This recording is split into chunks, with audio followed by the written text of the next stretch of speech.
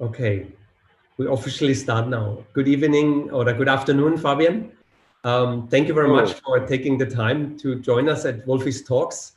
I have to say I am officially excited to speak to you because I think you're one of my favorite riders and a real legend of the sport. Thank you very much. Thank you. I thought when I went through the list of your achievements, I just actually thought I looked a lot of the videos, and I thought it would be just fun to watch 2 hours of your events and highlights and just talk about it. But I think that's maybe we do this another time. But I just want to quickly read through a few of the things, and I just thought it was just amazing. You have been Swiss champion 2 times road, 10 times time trial. You had won 8 stages in the Tour de France. You were overall 29 days in the yellow jersey in the Tour de France. That's almost a month in yellow, unbelievable.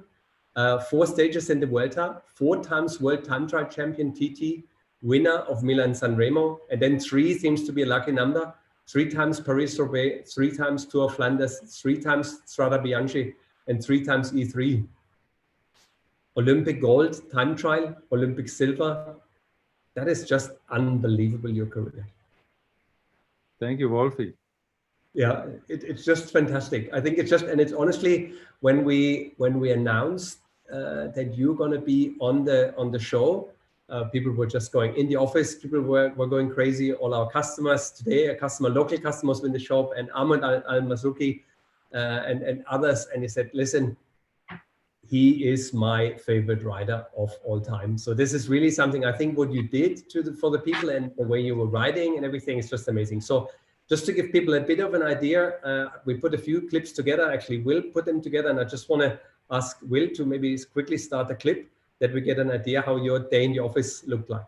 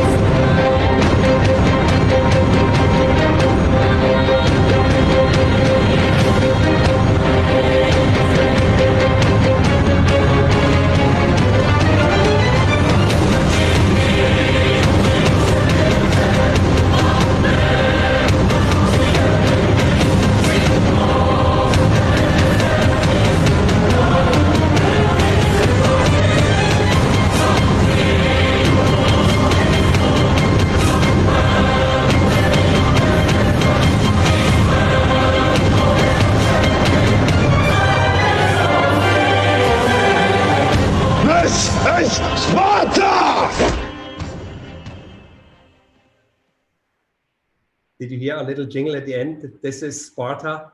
My wife thought it's not a good idea because nobody will know the movie. She didn't know, but I think you know the movie 300.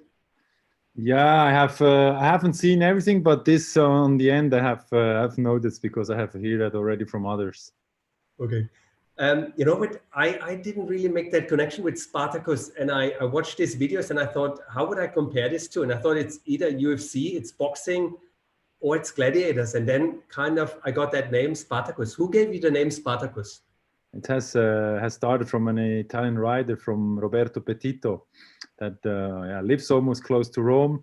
And when I was at the Fassa Bortolo team, he started somehow with this name. I mean, he came up and they said, "Hey, look, you have large shoulder, you are strong, the way you race, the way also you are, the way you are a bit also as a person." And so that's how started, but it hasn't been used for a few years. And then suddenly, after 3-4 years, the name popped up again, and then from there on, from the races from Roubaix I have won and all the others. This name has really become the nickname and really the name. If also looking back to the career and so on, I think definitely the name was not just somehow found or got. It's really a name that was born to put over me, and felt. I mean, the way I was racing, taking care to people, not just being the one that in. I mean, I have won races, but for me, I was looking to the next races. I was taking care to the people around me, staff, riders, etc. Because without them, you not win any war. You don't win anything. I mean, you need the team, and I think Spartacus, Gladiator, the nickname and the name itself definitely stands for that as well. Yeah, very good. I like that. Yeah, it's very cool. You know, man, I think this is maybe what the classics always meant for me. Obviously, this end, the one-on-one battle, and really going to fight with someone. And I think there's no other rider I can remember, because obviously the time 2000 when you started, 2002, I came to Dubai. Then road cycling became a big thing for me in my personal life. And this was your career, and I followed you all through your career, and it was just amazing how you rode these races. Just at the end, it's a battle of a couple of people, and then you just came out of on top of them, being such a strong rider. So just phenomenal, amazing. Yeah, Wolfi, the one-day races are definitely races where you start and you battle to the end, and it's not what is about the next day. If you go to the Grand Tours, then it's always the next day, the next day, the next day. And if it's a 3-week race, then of course even more. But you start in the morning and you end in the evening. And for me, it was always, what is the day after? I don't care. Good. Everything Fantastic. on one day with the team together. Yes, fantastic. That sounds like a Friday morning in Dubai when we go and ride our little loop in Dubai on the cycle track. That's what it is. So the next day it doesn't count. So we give it all on that one day. No, fantastic. Yeah. Fantastic. Who introduced you to cycling? What was your first inspiration? Who bought you your first bike? I mean, it was my father that had a red Italian bicycle in his garage, and I just asked him, hey, can I use it? Can I go for a ride? And he said, yeah, of course, take it, go. And that somehow has started. I took the bike, I went for a ride, and this has become my passion, my new passion. I've been riding up and down, left and right, forest, lakes, climbs, whatever. I mean, just around in my region, and this has made me even more to explore new roads and new experience I got from that. And then after a while, I came into a cycling club, and I have made a few races, and so that was a bit the start. But definitely, even now, if I look at I still love to ride, and I still have the passion for it. And this is also how it has started. So it's not just I've been racing because I have seen bike races and I wanted to be a bike rider. Mm-hmm. Mm-hmm. You had a rider in your head when you were a little boy and you were racing. Who was your idol at that time? Yeah, of course, when I started more and more, and also racing became, of course, I've been watching the Tour. I've been watching Miguel Indurain. I have seen Johan Museeuw from the classic side. I think I've watched Flanders. I've watched Roubaix. I mean, this been the main races that mostly have seen, and as a young boy, and that's from there also got more inspiration of it. Museeuw was one rider you were following. I think that was as well amazing. Obviously, the classics, how he dominated with his team, and then obviously you joined Mapai later on. Mm-hmm. Yeah, no, I joined Mapai. I joined actually Mapai in end of 2000. Yes. And as a stagiaire, and I could race 2 races with Johan. And then by end of 2000, he actually, with a lot of others, he changed the team. And so I was not anymore racing with him. So we was just racing against each other. And so I was still racing. I mean, he was still racing where I came in. And so was also nice. And also with Van Petegem and lots of other riders that been at those times, the big heroes on the classic races. And of course, you watch them. I could race a few races where I just was behind them and looked how they race, how they move, how they act, how they just are in the races, and learning a bit from them as well, and then also following my path, because I mean my results on the young age was not so bad, but of course if you come to the professionals, if you're a double world champion on the juniors, it's all nice, but when you come to the professionals, it starts from zero. I have to admit that when I was riding, sometimes you were sometimes in my head when I'm on Friday morning, because we're asking who is the rider in your head. But I think you have been in the heads of many people riding bikes, and if we are fighting and we're trying to go deep, I have to say you're often in my head. And I thought, okay, how would it be to be Cancellara? So it's actually quite interesting. As a kid, did you have a bike which you wanted to buy and you maybe couldn't get? Was there a dream bike you had? No, I think I mean I was already happy to get the bicycle from my dad. I mean, it was an old Italian red Chesini bike. The the gears been still at the frame. I still had the cables. I was wearing sneakers. Then slowly I got, like I think at that time was probably Diadora was the shoes to get, and I was wearing like just, slowly I went into more equipment, but what was definitely a really cool bike at that time, also on the mountain bike level, where at that time I think there was not yet the full suspension. Full suspension bike on. I mean, I loved the Klein bikes. Yes. Now it doesn't exist anymore. I think on those years it was just the color and also the frame itself. It was just a beauty of a bike. And your father and your mother were both passionate about cycling, or was it more your dad? My dad was a passionate, I don't say amateur, but he did some local races with his Italian cycling club. Yes. He was just, how called that? He wasn't an amateur, but he was also not a cyclotourist. He was just a hobby. He did it as a hobby, but they had once in a while a few races, but there's more as fun than just purely, I mean, he had no license and so on to go for those races. Mm-hmm. And when you had a long tour and maybe you came home to see your family and you see your mom and your dad, what did your mommy cook for you when you come home after what was your favorite dish to have? Yeah, I mean, favorite, I mean, for sure, many times on the young age, there was just the regular pasta meal. Of course, on the young age, I mean, when we went to races on the weekends, Daddy prepared, Mama did the pasta in the morning early, and then we went to the races. Sometimes I could even sleep still in the car before we came to the race, because in Switzerland, early ages, on the young age I was, the race has been Sunday morning or Saturday morning and 7:30 or 8 o'clock. Mm-hmm. So 2.5 hours later, I had already my first French fries in the hands to celebrate my victory and so on. So it was, I mean, it was tough, it was hard, but it's also, I mean, we had fun. I mean, I love it. Of course, if you win a race and you get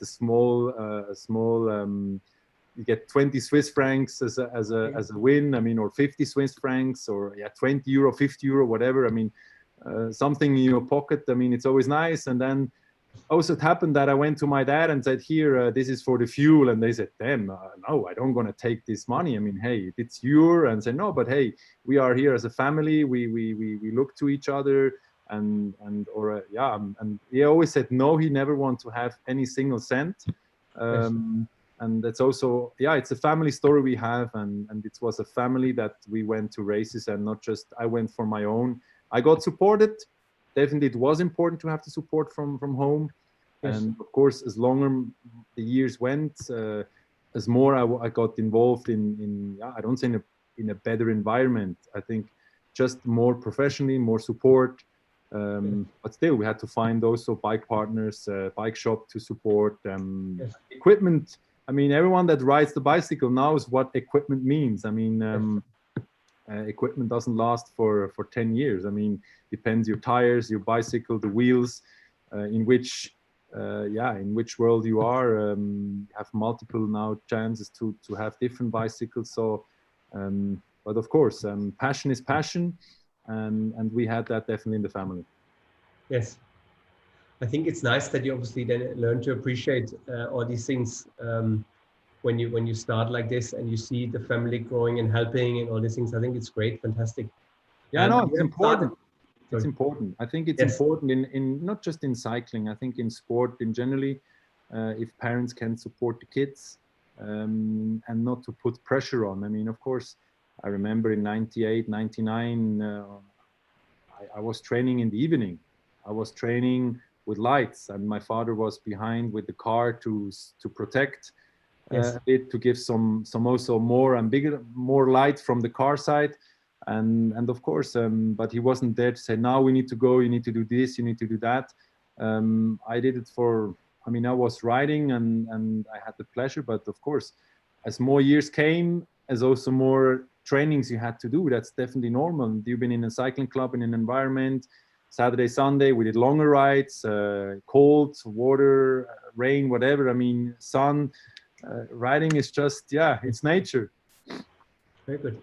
Is there anything you learned from your dad you remember, and something you really take away, and a message he taught you, you still cherish for yourself? I think that they always have. I mean, they always supported me and whatever what came up. I mean, even I had to stop my study when I mean I stopped my study because of the teacher that told me during my study, said, hey, look, do something right than just two things and then you do one wrong. So that was a bit where I got this from my from the boss of the company that said, hey, follow one path and do that right. And I came to that conclusion that okay, Switzerland, normally you finish your study and then you go to the military, you do this, and then from there on you can do the professional athlete. But I had this contract on the table from Team Mappai. At that time, yes. Team Mappai had this young development team, and I knew it, or we saw that this is a one chance.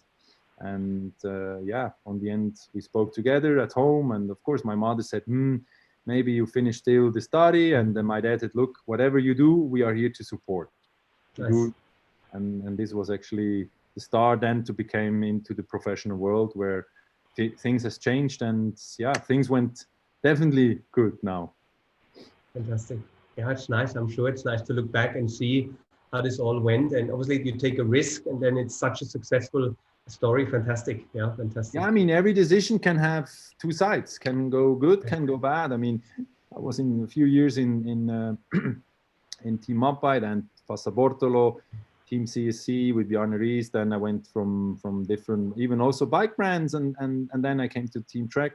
I think every decision, also new contracts are somehow can go in two sides, but of course it's yourself that has to feel that 100% that it was the right decision or not. Very good. So going through the teams, obviously you were part of Fassa Bortolo, CSC. Were you part of these famous camps, of the team building camps, army style? Yeah. How was that? Yeah, I mean, it's, I mean, first I was a bit scared because I didn't know what really I'm going to expect, but honestly, it's something I mean, it's some of the best that could happen during my career, because there in the years of when I came into 2006 to that team, to know each other better, to learn from each other, and also as a person to work on his own and to bring in his characters or his strengths. To create a stronger fundament for the team, I think was definitely the best that could happen to me, and also to everyone else around, to also get integrated, and also to feel straight away, hey, this is one team and not you are new, because we had different challenges. It was cold, we was on a boat, and we had to work together, and not if it was cold. Of course, it was cold in Denmark, it was rainy, we've been all on the boat, and if you stand on the side and just watch around, I mean, with this, nothing will not be done. So that's why everyone together, and then things are done quicker. And that's also somehow in races came, and I mean, I love it on the end after those years, all those trips we have done. If it was twice in Denmark, it was in South Africa, it was a bit warmer. We've been even in Norway, where it was definitely colder. We had even snow. But the purpose on the end was still, they have watched us, they have seen us. We had to take certain roles as well in where we had to be function as leaders. I mean, how to guide your group. And we had people making notes, and they have seen definitely fast who has certain leaderships and who doesn't have, even that certain are super talented riders, but they couldn't handle leadership or couldn't handle the team stuff, spirit stuff. Okay. You have now your own team. Obviously you have your own company now. You take them on a trip like this? No, not yet. Okay. Maybe I started something now. I remind you, and then you will take them somewhere. Very good, fantastic. I just want to talk a little bit about your career and where it started. You had a lot of times where you started off in Qatar or Oman, that seem to have races which are quite well, and you surprised. I heard Eddie Merckx saying that he saw you riding away from the sprinters at 60 kilometers an hour, and then he saw, okay, there's a boy with a lot of talent. And how was the time? Did you like the warm weather and the preparation in these parts of the world? Yeah, definitely. I think for me was always a good preparation to go to the Middle East and to have races in February. I think I mean I can put you a small side story. In 2001 or even 2001 or 202, I was over Christmas. I was in Ras Al Khaimah. Okay. I was at that time, that was between Dubai and Ras Al Khaimah. There was almost nothing, or there was nothing. There was Yes, just yes, this I one remember. hotel just before you come into Ras Al Khaimah. Was this one hotel, and I remember really well. I was riding mostly on the flat. At that time, I think the big climb wasn't yet existing, Yes, and I was just riding there back and forward. And I remember really well that people had no clue about bike riders. I mean, it was scary, and ago, and now we see what Middle East in generally has, yes, and especially around Dubai and also Abu Dhabi, where we had the Chasing Cancellara event. Maybe you remember yes, how cycling has grown, and of course it was nice. Qatar, now with Dubai or even in Oman. I mean, yes. good weather, and definitely now also we have seen that the big progress has come. That also cycling has reached those countries. Yes, absolutely. You know, when I came 2002, and it's nice that you remember how cycling was in the Middle East. And honestly, I had this idea that it could grow, but I had no idea when I started how little of development was there and how Mhm. many years it took to just start with. I remember the riding group we had, we were like one or two riders, and then we were four, and then we were eight, and then we were 16. So it was really, there was nobody, literally. There was a few people in Dubai who were riding, but it was quite a challenge. Yeah. I remember. Even we have seen it on. We had maybe remember where we had the Chasing Cancellara event on the Yes. Abu Dhabi Formula on One, the yes, track. Formula One track, and I tell Yes. you still, I mean, I love it. It was one of my best events what we have done from the chasing side, because on a Formula One track, having a race together and Yes. making people, I mean, not just riding around, also giving them some challenges, a small time trial.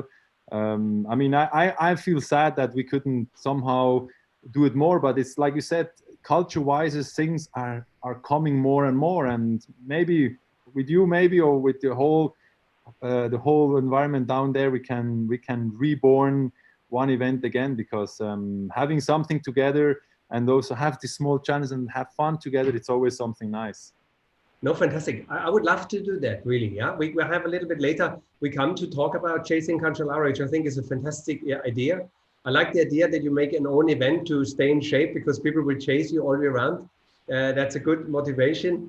I love that. I don't know. I just grabbed it. I don't know. You're in the Hall of Fame because you got your own Trump card. Do you know that? That you're one of the joker in the team of a playing card game. I thought it was quite nice. It's a nice title to have this card.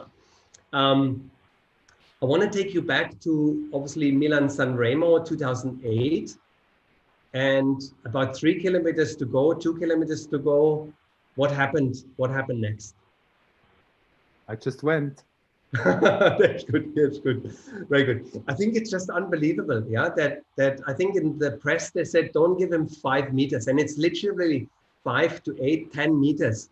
I'm And not you just even. take that, not even fantastic. Not even. But No, I think, it's the race, the most difficult race to win, in my opinion. You have multiple possibilities, chances. Then also depends the type of rider you are. And then on plus, I came out winning Strade Bianche. I won yes, Tirreno Adriatico, and then you come to that race, and everyone was watching you. Everyone was talking about you. yes, And we also, as a team, we've been really good presented, and we I don't say we put pressure on, but we've been working hard over the before Poggio, on the Poggio, and things came, and the biggest difficulty for me was before the race, which card I gonna play, or mhm, which move things, what I gonna do, because I had multiple uphill, downhill, sprinting away, or even on this final sprint that I had multiple strengths, and I have found the right key to open the door to get this, and it was super perfectly prepared also from our team, and I think this is a combination to get or to win races, that things around have to also put it in place, and not just you pull you hang a bit there and then you attack and you win. I think that's not the right direction to win certain races like that. Yeah, but amazing. I think just that you rode away and that there was no way for them to catch you. You had time to celebrate, and it was just fantastic win. I really love to see that. Another one, a big event I felt was Time Trial Championship 2009, Mendrisio, obviously Switzerland World Championship. And I think normally, obviously, time trial is always where it's about seconds and everybody, not even hundreds of a second. And you had the time to sit up, celebrate. You just overtook Bradley Wiggins. This is just not from this world. I think this is just simply unbelievable how much distance you put in between Tony Martin, who was on the show as well, and Bradley Wiggins, and you're just sitting up, celebrating this event in your home country. This is fantastic. I mean, you said it's from another planet. No, it was Swiss planet. This was homegrown. It was my home world championships. I have worked so hard. I have sacrificed so much. And I wanted to win that. I wanted to win. I wanted to make having this title on my home, and yeah, I was just perfect, and everything. The last days before, also the whole preparation on the time trial, the specific trainings, the equipment, mental strengths, and of course the support from the fans, from the people on the road. I mean, I knew it every single millimeter of those roads, and that's why on Plus I had a triple motivation. How much do you see what's happening on the road? Are you really in the zone and you don't really focus completely out what's happening, or can you see the people around on the course? Can you hear them, or are you completely in your own world? I mean, you hear the cheering but I mean, first of all, I don't recognize all those people, but sometimes even happened that there was one face and somehow you had like a print, like a screenshot from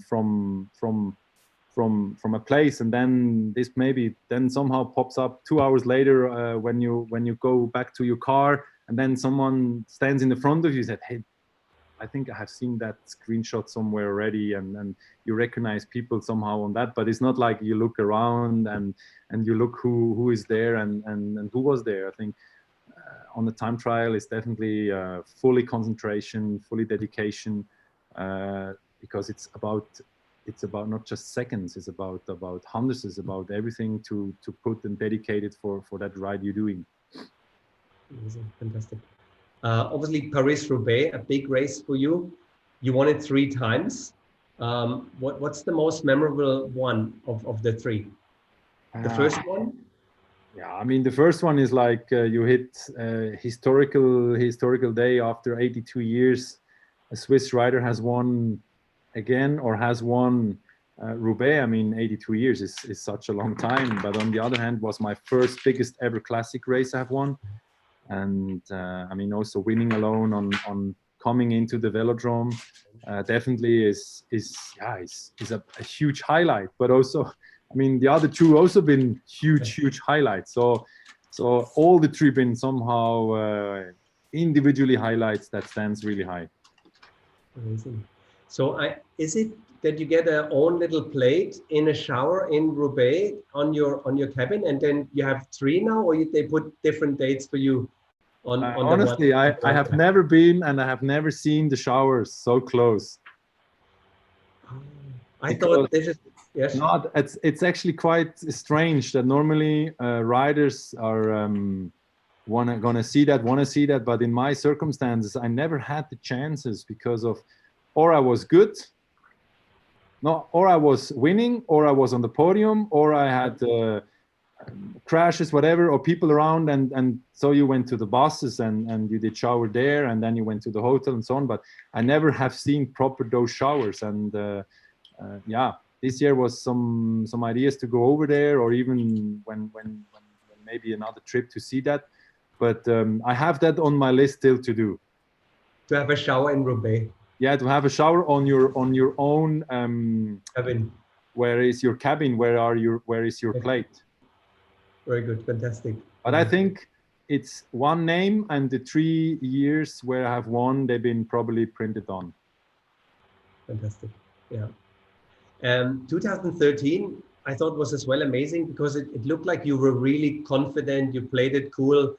you looked like you were a little bit in trouble speaking to the car, and then you just rode through these groups, just catching everyone, and 30 kilometers to go. Nobody can catch you. I see. I sometimes I cannot believe how this is possible when you have a group of 8-10 men trying to chase you, and you just have this unbelievable amount of strength, and you just ride away. Yeah, this is why also chasing Cancellara has borne a bit, because you mentioned already a chase. I mean, I was in the front and they had to chase me, so I was always attacking or accelerating away, and I was in the front, and yeah, I was doing time trials. I was just putting everything out I could, and went over those climbs, went over all those roads, and people, yeah, from the back. I mean, it's somehow man versus man. But still, of course, in a one-day race like this, it's about tactic, it's about the day form. There's so many details that has to be taken in and to look at in that, because I said I want to win, and even you have a bad day, or even you have mechanicals or so on. I mean, the race is not over. Roubaix is not over. Roubaix is over when you're on the finish line, and the same is on Flanders or even on Harelbeke. I had different equipment troubles. I was really far back, but you can overtake other groups, overtake others, and then from one group to the next, and then to the next, because sometimes you don't know what happened in the front. Sometimes in the front, they look to each other, they slow down, they not get, they're not on the same page. What is because of tactic wise or the situation, and then somehow you can always come back, and yeah, you have to believe in you, and you have to follow. Like I said, there's always a key on the road to open the next doors, but just to stand and wait on the side on the road and think, yeah, now the key I have found and I get it, it doesn't will work. I love that scene when the rider is dropping. I forgot the name of the rider, and he was kind of shouting at you because you were Bram Tanking. Yes, Bram Tanking was that, yeah. And he was just shouting at you that you were just riding away from him in that scene. Just unbelievable. Yeah, but also that situation, maybe you explain now with that rider. I mean, I didn't know that this rider will have or could have cramps. I was going and he was following, and then he had cramps, and maybe this was the reaction to the others and saying, whoa, let's better we don't go behind, because when this guy got cramps, I think we're going to blow as well too. So that's all small things that can combine the road to a victory. It's not just how strong you are, it's so many details that counting towards that. Fantastic. You won 3 of the big cobblestones, and you found a very special place in your house to have them. So where did you place your trophies? They are in our sauna at home. We put them in a gallery of kind of a window that are kind of, people has paints at home, and we have just, I mean, we have in our sauna, we have put those 3 stones, but they are not used to put water over it and to heat up. No, it's definitely, they're just there in a protected glass where they not get destroyed from the heat, and it's definitely something nice and something special and unique. Unique, no, absolutely. I don't think anyone else has that. They're fantastic. Tour of Flanders, obviously, as well, 2010, 13, 14, unbelievable events when you're on these steep, incredible steep climbs, and you just have this extra energy. You stay in the saddle, you drive away. Can you remember these moments? Obviously the other crowds are really there. Is this really pushing you through these moments when they're screaming in your ears? Yeah, I think you are in a tunnel mode. I mean, you're focused, you're concentrated, and like I said, the fans, you hear the crowd, you hear the support, but you have to focus. What are you doing? I mean, what you push and do you attack, and even I remember on the Mur van Gerardsbergen in 2010. I mean, I had no clue what the radio was telling me. I was just too loud. So it's not like they talk in the radio and say, now you attack, or hey, break down, hey, eat and drink. No, I mean, there are so many places where you don't hear anything, and you have to feel it in your inside what things are coming or not. And if you attack, I mean, it's not like they say attack and then you attack if the situation doesn't allow. I mean, it's just useless. And that's why The radio is a support, but it's not the decision maker to create to create an attack or somehow. And I mean, of course, small roads, cobbles. If it rains, it's even harder. It's even more tricky, and it's always to stay in the front and to be super focused. Fantastic. Another race I really loved was Strada Bianchi 2016. Brambilla, Stibar. Brambilla went, and I thought he had it, you know what I mean? He was going up that climb to that little village, and it looked like he had enough distance, and suddenly I think you're passing with Stibar on your wheel, just like Brambilla is standing. He was standing sometimes somehow. story for the guys if they work so hard and you just overtake them like they're standing still? Yeah, I mean, during a race, you don't feel sorry at all. I mean, you play or you have to make your race, and I mean, when you have two riders from the same team, you have to play a bit, or they played also one versus the others. And honestly, I didn't thought that he's gonna stand still so hardly on that flat on the top, because the last climb is really, really steep, then right corner, and then it flats out maybe a bit, this 1%. Then the cobbles, they've been not just cobbles like in Paris-Roubaix or Flanders, there's been like big plates, like cobbles, but big. And if you don't have the power, you can't push anymore. You also don't get speed. And I think this is where he was so tired and fatigued that he could not go forward. And we came from the back with that attack and with that speed, and we just overtook him like super fast. Fantastic. Again, Tour de France, obviously a big event. You won so many prologues. Did you always prepare a bike in yellow for the next day, or how was this? Or they painted overnight? The first year, I think, or the first time, I don't really remember super well. But of course, I mean, I didn't went to look to the trucks and where they had those yellow stuff already somehow prepared. The first year for me, it wasn't even. I mean, I didn't even take care, but I think later and more years passed, more things got prepared from bike brands, from the equipment in generally, from wheels to SRAM. I remember we had yellow stuff on. I mean, and then yellow helmet, yellow glasses. It has become somehow nature that every prologue that was made outside of France, I have won in my career, and of course it's something cool. I mean. Having a special yellow bike, everything special made for that day after you have won or you got the jersey. I mean, today we see green, the polka dot jersey. Somehow almost every team somehow has now prepared certain equipment for when the day comes to show not just the jersey itself.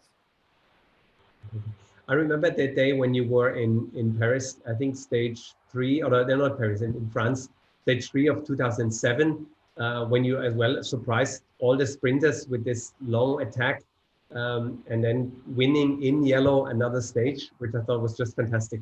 Yeah, it was an amazing day. I mean, it was a long day, special day, but it wasn't planned to win that stage or to attack or to attack away from the sprinter. I mean, if you watch the videos, I mean, in Compiègne on the finish line, where I have won, there was a group in the front, and for me was to actually get and close the gap to them, so the sprinters can sprint, because there was a rider in the front that was too close on the GC on the time. So if he will make it, he will take the jersey. Okay. That was a bit the situation also, because at that time was the bonification 20 seconds, I think. Yeah. Yes.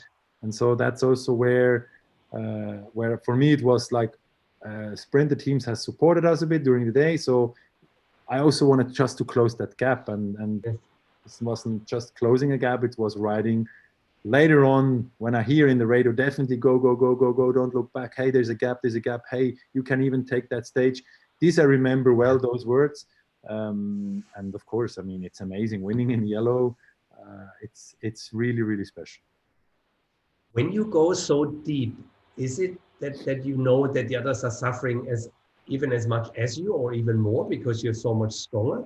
Or what went through your head, even in Roubaix, Flanders, and so on? If you go really, really hard, what do you think about the others? Is it that you're risking to maybe lose it, or you're so confident that you just go as hard as you can?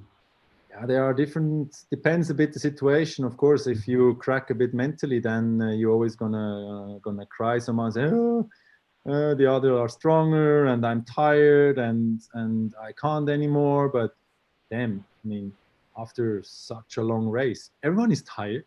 Mm-hmm. And everyone somehow has pain. Everyone is suffering somehow. Maybe they don't show it. So it's better that sometimes you make them pain, that they make you the pain. So it's better you attack and just wait that they attack, because mentally it's also where you have to have a lot of strengths and you need to be mentally super strong also for those scenarios. And of course, at the last kilometer, I mean, you know, on a certain speed, if you go 60, 65 kilometers, it's not like you can ride this for 3 kilometers, impossible. Mm-hmm.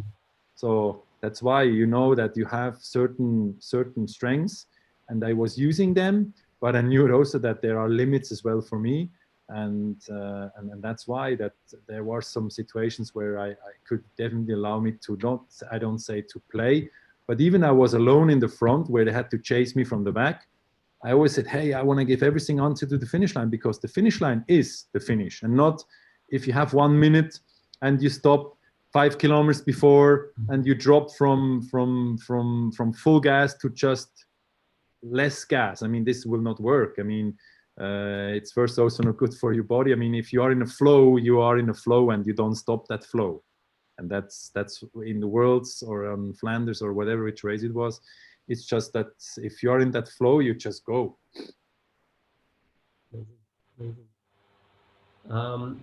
What do you think was the moment in your career where you really went the deep ever to win or in a race? What was the moment you remember where you said, okay, I couldn't go any deeper than that? The thing is, if you win bike races, then sometimes things are definitely easier. But I think where it was hard and where it's really, really hard, if you are on a race, maybe not good prepared, and you suffer because you're not good prepared. These are hard races because you're not good enough, and you fight on the back to stay on the group. They have to do climbs, and these are hard days. But these days are needed to become stronger and working on your strengths towards a better condition.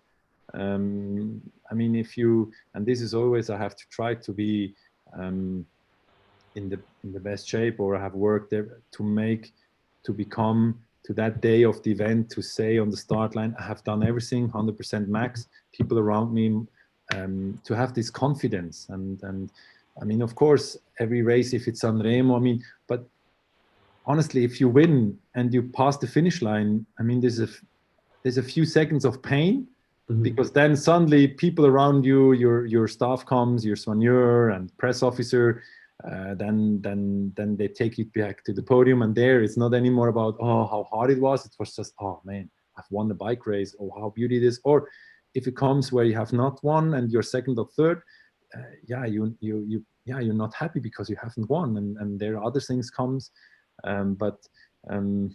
Sometimes it's like this. There's always one, first is the first, the second is the first loser. And I raced for win bike races. I have definitely raced and raced to win races.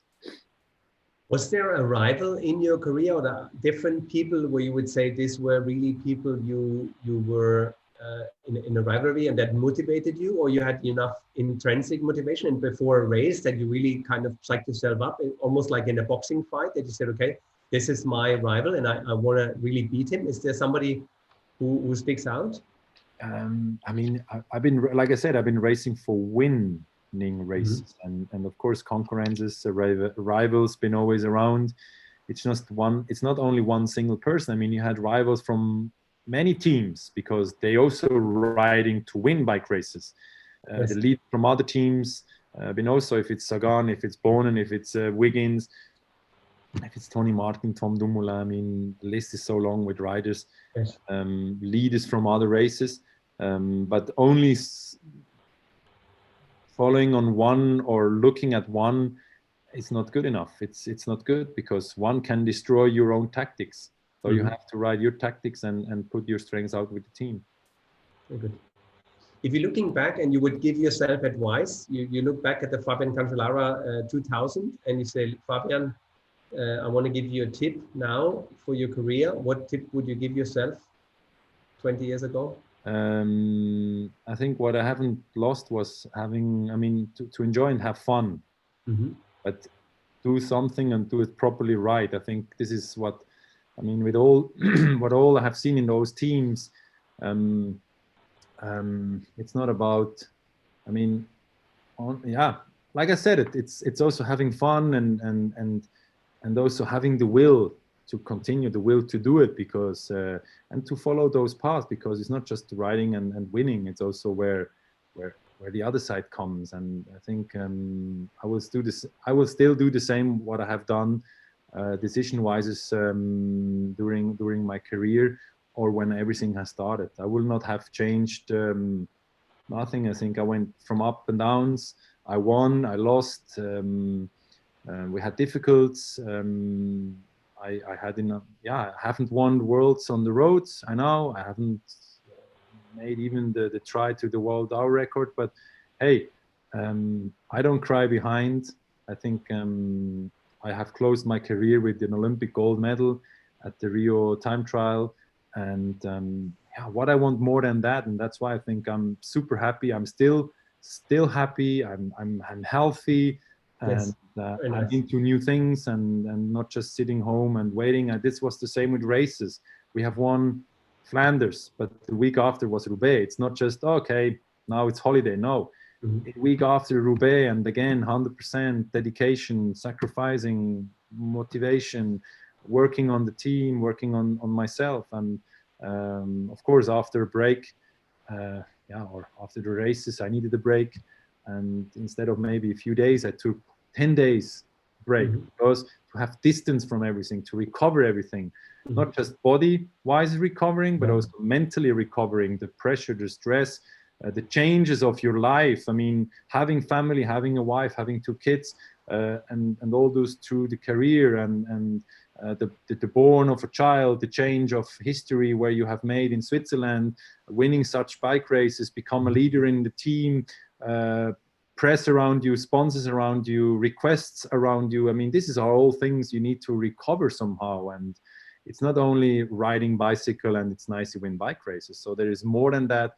I mean, Wolfi, you know that yourself. You have started many years ago in Dubai, in the Middle East, and look where you are now. I mean, it's not just, you club in the finger and yeah, it's nice. I have now that bike store, and this is known all over the world. And I mean, I think you work hard, and to become successful, it's not just winning in lottery. I think you have to do something to be successful, but not everyone is made for that, because there's so much more around what will be needed. And so, yeah, Schuster bleibt bei deinen Leisten. Yeah. Yes, I have to try that. German speaking. Shoemaker, stay where you know what you're doing. Yes. Yeah, because I said I'm not. Today I was talking in the office, and I should pick up today a BMC bicycle at the offices in Grenchen, and I said, no, I don't go now. And then they looked at me and said, why? Yeah, they have to put still the saddle on. I said, yeah, but it's just 1 screw or 2. I said, yeah, and I don't do that. I'm not the mechanic, because I don't touch it. It's the mechanic knows how to put it in place, to everything have it rightly, like the other bikes. And this is the same, and I think this I have still also followed a bit, that I can't do everything in a team. It's also the same. You can't do everything. You need people around, and of course, as smaller a company is more difficult it is, because of course it's also certain investment. You need to have people around you. But on the end, sport has been for me a huge life school. I've learned so much, not just standing on the top of a podium and winning nice bike races. I have learned mostly when I was down, where I was crashing for my mistakes I have done in races, or even have put out wrong tactics, or I have done the wrong preparation of training, yeah, etc., etc. Nice. I think this is good. Yeah, I like that. Yeah. I want to. You were speaking about the Olympic Games, and I just want to quickly touch on it, because obviously that's a really highlight as well. So Olympic Games 2008 Beijing, you made a gold medal and a bronze, so almost a double. It was only a few millimeters in between, so fantastic. Then London was not as a good event, and then obviously it was Olympic Games in Rio 2016. You know that's your last race of your career, of your first career, I want to call it. And I heard that you and the night before you couldn't sleep. You spoke to the mental coach, and everything was going through your head. And said, "Okay, am I really well prepared?" How was that moment before this big day? I mean, yeah, I mean, I knew it. Honestly, I didn't knew it that this gonna be the last race, because I said to my family leaving Switzerland on the 1st of August, I said, if I gonna get a gold medal, I gonna stop. And they've been looking at me, whoa.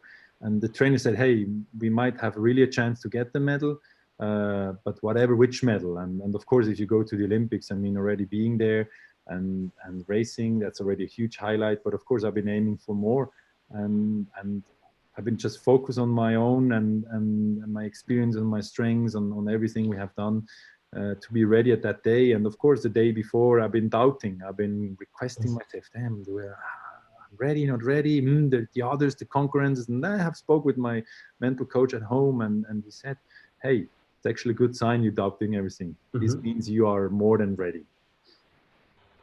So we have a clip.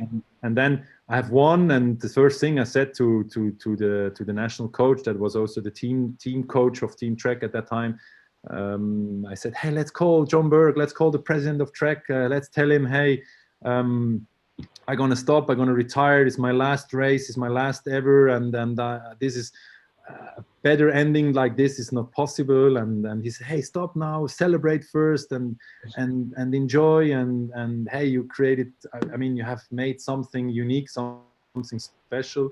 And yeah, and in the end, yeah, I won and I stopped, and on highest that sport has on the Olympic side. We have a little clip prepared because I think that's an amazing moment, and I just want to ask Will again to start the clip to relive that moment together.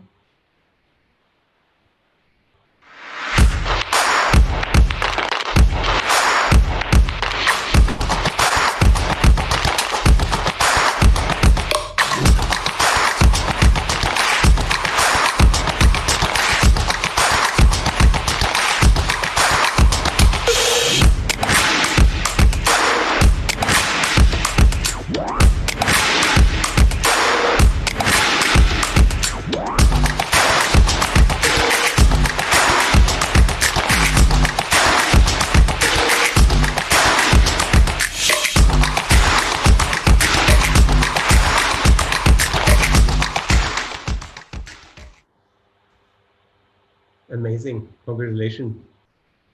This is fantastic. Yeah, to obviously have that last moment or the first moment of your new career, and then this jump on stage and celebrating a gold medal in Rio is just an unbelievable achievement. Fantastic. Thank you, Wolfi. Now the new chapter of your life, you have your own company, Chasing Cancellara, all these other events you're doing. I actually looked at Chasing Cancellara, and I started to look at the races and the events, and I see there's July 3rd and August 28th, and I see you training already for, it's actually quite an event. Yeah, it's like Bern to Andermatt, 200 kilometers, 5,500 meters altitude. And that's the shorter distance, and then you can go from Zurich to Zermatt over 2,800 to 280 kilometers and 6,500 meters altitude. That's an amazing challenge for people. That's fantastic. Yeah, that's actually what is my motivation. Is our motivation is it's not just one event and here and that's it. And I mean, you can race. I mean, you can start alone, or you can start as a couple. In Zurich Zermatt is like you start you can start alone, or you can do it in a relay. So for me is also we call that ultrafondo. We call that also challenge. I mean, people are riding home, people riding around the world, whatever. But I think once in a while to have a small challenge, to go from A to B, or to say, okay, I put a number on my back. I want to do that challenge. I wanna be there. And of course, in those events are not anymore just chasing Cancellara. I mean, they've been part of the whole chasing series, and also what I want to see smiling, happy people on the end. I mean, of course, I've been involved fully still from the start to the finish. If it comes to the medal, if it comes to the parcours, if it comes to the briefing, after the race, sitting together, having a pasta together, talking, chatting. But there's also people that just want to start at those challenges, or to start there and to do that challenge. And I think for a lot of people, I think it will bring them to the next level in their life, because I learned what sport has given to me, but also what I think what can sport and what challenges can give to people. If it's life change, is it changing things, what they think, hey, I want to do that. I mean, hey, I know what it means to ride 200 kilometers, but now in my circumstance, I need also to train, to ride, to have to focus again. And I honestly, it gives me also a bit the light by end of the tunnel. Because I still have my passion, I still ride, but this is a ultra fondo. This is a higher challenge that we have also time trials. I mean, of course, it's a shorter distance, but also there is special. I mean, time trials is my home ground, but I'm not anymore as fast and strong as I was 4 years ago. But it's about something together, to have fun together, to have experiences together, to have emotional time together, and to spend also time together. That's why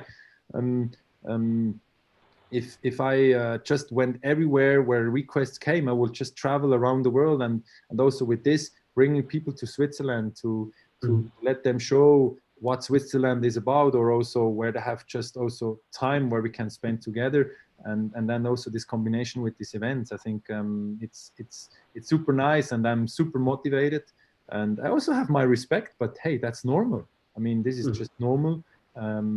It's for me home ground because it's two-wheel, but for me the motivation, of course, is to bring as more people as possible into the two-wheel world. And what they on the end gonna do, that's up to them. But I believe that they are, soon or later, they're gonna start to build up certain challenges where they want to start. If it's I don't say now race across America, but what is an ultra crazy race over 5,500 kilometers. But I think it can't just start around your blocks to ride, but it can go until to Zurich, to Zermatt. I mean, Zurich is an epic international city. You have the Zermatt in the mountains. I mean, it's epic too. So 2 epic places, and I think this is just opportunities to give to the people, to variations of new events, because Gran Fondos are super well known all over. You can race the big classics, where you can race the day before, or some other days where they have those Gran Fondos with 10,000 people.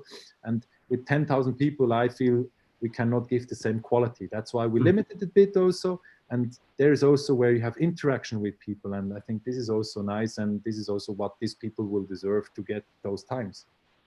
Fantastic. We should definitely speak and see what we can do, either a time trial in Yas Marina again, or we have our coast to coast, which is what, 216 kilometer long. We do this in November. So we should see how we can go and chase Cancellara. We always, I mean, I'm always open, and it's not just a one-side show. It's really something together. And this is also now with the new role I have. I mean, I have partnerships. I mean, it's BMC, it's DT Swiss, it's Schwalbe, it's Abus, I mean, it's Gore. I mean, it's a together. And if it's not a together, I don't feel right, or it doesn't feel good, because it can be just a one side show. And this will, I mean, this is in business. I mean, it's not just business and numbers, but it's more than that. And this is also last longer, and not from one day to another, everything, because it has to start slowly. And I think also this can be a successful story as well. Very good.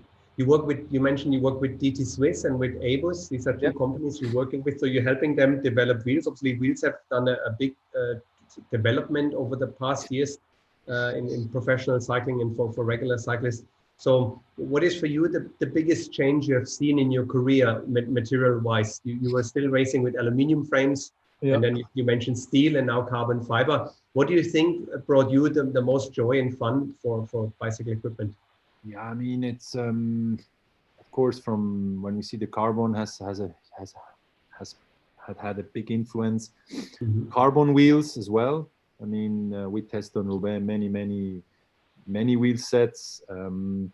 What also has changed is also that multiple brands having now not just one bicycle. There are 2 to 3 different variations of bicycles. Of course, I remember the time well where SRAM came into to the team with Bjarne, and now I'm back on SRAM, but not on rim brakes.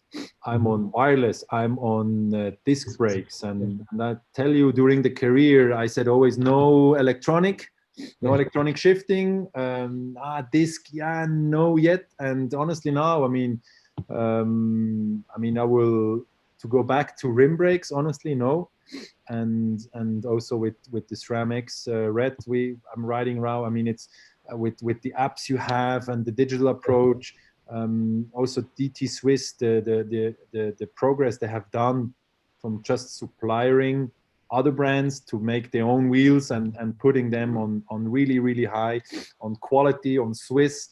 BMC is just next to my house. I mean, I live 30 kilometers from BMC, and for me, being so close, it's super nice. And you not just ride a bike, you are with them, you are one of them, you are a family. And I mean, also, yeah, with all the partners, there are a relation. Even the shoe brand Sublest. I mean, Sublest is made by two Swiss. I mean, by 2 Bern guys. They have been racing with one guy of them, and it's not the huge brand. No, it's just a small, fine, quality, professional, and they're also supporting. Yeah, of course, I'm supporting also Swissness, and I'm a Swiss, and of course. With all the partners they're around, it's definitely nice to have those relations and to have those collaborations. Very nice. Yeah. Obviously, we have all been in this situation with COVID and all these let's say difficulties, challenges. Is there anything you feel you would take away from that time? What do you feel you learned and you hope it will continue in the future? That we learn something which we will further? What I hope is that that the crazy stress of success a bit has made slow down a little bit, and the continuation that will not just now everything new, no everything okay now, and now open the gas again and go full gas in, because I think the world was just like riding on the 10 ring. I mean, just too fast. Everything went you couldn't even enjoy. Of course, I mean, the problem with COVID is just you couldn't meet other people. Yes. And so you've been isolated, you've been home, you not went out, and of course a lot of people had to reflect their life, to reflect many things on there, and I think it was definitely not a nice few months, nice few weeks, and it's not over yet, and so that's also it's a small virus that has caused trouble all over the world. It's not like fire or heat or water or it's not just nature. I mean, on the end, what is right or wrong, whatever, we leave that on the side. Every country has had somehow now this virus, and every country was dealing from their own what was good for those countries. We've been lucky in Switzerland somehow on our lockdowns we had, but still we might never will have so much time at home. We might not anymore so much time with the families, and yeah, I hope that slowly things get into back, but not double speed, because the double speed will still not have made people understand about what happened actually. Did you have homeschooling in Switzerland? I was for a few weeks. I was actually teacher at home. Yes. Which you have 2 daughters, Juliana and Iliana, and what subjects were your subjects to teach at home? I was teaching the 7-year daughter. It was almost 4 hours from Monday to Friday. I was the teacher in the morning, and it has cost me so I don't say energy, but just like I said, I'm not the teacher, but we've been obligated to be the teacher, or to help them, to support them, and to do the home schooling with them, because a 7-year young girl cannot make their own stuff. I mean, it's impossible. So that's why we've been obligated, but also it was fun, it was challenging, but also it was nice to be so close with your Yes. kid, or with the one kid that was really where you had to take care and to look. And of course, the bigger one at 13 or almost 14 now, that, yeah, it's digital. I mean, laptop, conferences, emails back and forward. I think older ages was definitely easier, but still, I mean, not to be with your friends, not to be on the school, was definitely also for them not the best, I think. Cool. Cool. I have a few quick questions and just maybe some quick answers for these ones. The best day of my career was? The best day, I think, was the Olympic Games in Rio. Nice. I can ride my bike faster than? And still a lot of people are riding. Good. I wish I had?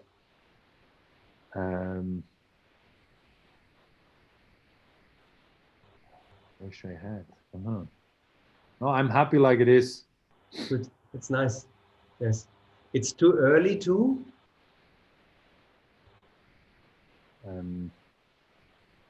No, it's never too late to ride your bicycle.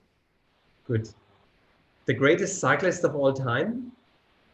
The greatest. I mean, Eddie Merckx is the biggest. Eddie.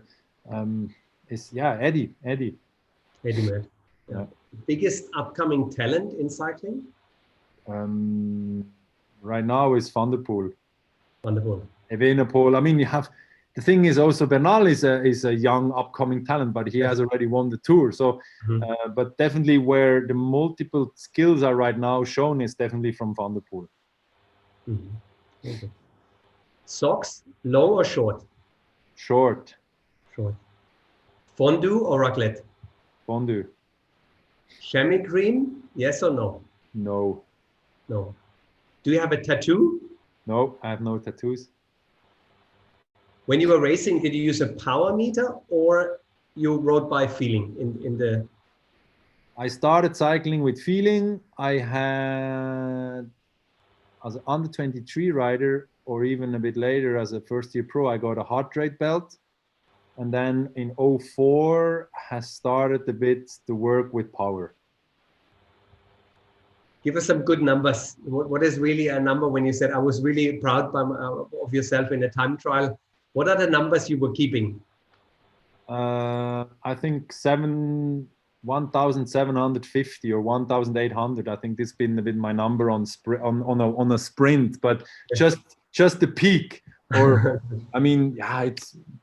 I mean, if you have a race and it's 3.5 hours and you finish that with 350 watts average, and I say, wow, what a race was that? But of course, numbers are always numbers. I mean, I'm a bit heavier, so on that side, sometimes you cannot always say that the numbers are giving you high indications, but definitely. I mean, riding for a few minutes over 500 watts been always nice, and of course, I always try to push me also on that side to push the limit. Very good. Shaving your legs, yes or no? Yeah. Yes. But not always. Not always. I know you have already a biography, but if you write another biography, what's the title of the biography? No, I don't gonna make the titles. Somebody will. Yeah, someone. I mean, yeah, no, it doesn't pop up now. It's difficult. It doesn't pop up now. One. I will ask you again when you come for Chasing Cancellara. Okay. Then we will talk about the book. If you go to karaoke in a karaoke bar, what song would you sing? I will sing. I will sing You Too, Without You. I mean, what I definitely love now is also the Lady Gaga song with Bradley Cooper. Ah, very good. Yes. I don't know. Shallow. Shadow. Yes, very good. Shallow. Yeah, I think Shallow. No, I mean, there's multiple songs that could be put out on a karaoke bar. We can find that out together. we go night out. You have a favorite quote? No, I mean, ja, Schuhe bleiben deinen Leisten. Like I said a bit, just okay, good. Follow in what you good are. Mm-hmm. Don't think on what you're not good to put too much effort in, because we are not made for everything. Mm-hmm. Very good. If you could spend one day with a person, dead or alive, who would that be? Oh. Any famous person, anyone? No, I mean, I have met so many amazing people, and I'm happy with that, the way things have been. I think I'm happy with the family, and it's not like I want to be with this and that person single on an island. I mean, or what you could have for two people on your dinner table. I mean, no, I think yes. I'm happy like things are, definitely. Very nice. I think this is fantastic. If you can say this and you feel really like that, that's fantastic. Yeah, I think actually you found an amazing time to start your second career and making this decision on the height, and then starting a new career and being so successful and still having the energy left. I think that's really something outstanding, and I congratulate you for this. Thank you. I know you did once quick step into triathlon with Nicola Spirit. Yeah. Yes. Do you follow Ironman events? Yeah, I follow. I mean, I know the triathletes. I know even the triathletes. I don't say names by the people in the Middle East or in Dubai around, but I know in Dubai around there are a lot of triathletes. I know a few professionals, and I have also participated on Olympic distance. I have tried also my own on certain events. I was self also organizer, and yeah, it's hard. It's three disciplines, 3 different distances, and yeah, it's also a challenge, and it's also nice, and yeah, it's good. Very good. I just want to use this because our next guest for next Monday on the 15th is the reigning Ironman champion Anne Haug from Germany. Oh, wow. She's coming to speak to us. Fabian, I want to say thank you very much. I think we had a great talk. It was really nice to research. This is really one part of this talks, which I really enjoy, is looking into all this, looking all the videos again, reliving moments which were really special for me. And when I speak to all our customers and friends, and we're speaking about your career, I think what you achieved as a rider, and now in your second career as the ambassador for Switzerland and for so many brands, is just outstanding. So I thank you really for many hours in front of the TV, suffering with you, celebrating with you. I think you had an outstanding career, and I'm looking forward to see you. And I thank you very much for your time, which you had. Yeah, no worry. Thank you also, and also what you're doing. I mean, you're doing in your world on a bike store. You also made things happen to people, that they can ride the bicycle or they can have fun with it. I think this is also my credo, our credo here, that if it's a young boy, if it's someone that want to start cycling or to come into riding bicycle world, or even it's in a company, to motivate people in companies, or to build stuff that also companies internally with the employees can build up something related to the two-wheel world. I mean, my motivation is just bringing more people into the two-wheel world, and I believe 120% that people with riding the bicycle will become a better person. That's a nice thing to say, yes. And I believe in this as well. Yeah, that's really a big part of my motivation as well. Bringing every day one person and bringing them to the sport, I think is a good thing. And I've seen so many stories, I'm sure yourself, where we started a passion, and they really are thankful, and we change lives with cycling. So yes, that's definitely. Thank you very much. Hey, thank you very much. Thank you. Stay safe, and all I hope to see you soon. you. Thank you. And thank you for everyone. Thank you, Fabian. Bye-bye. Bye. Thank you, everyone. See you next Monday with Anne Haug. I'm looking forward to this. Thank you. Bye-bye.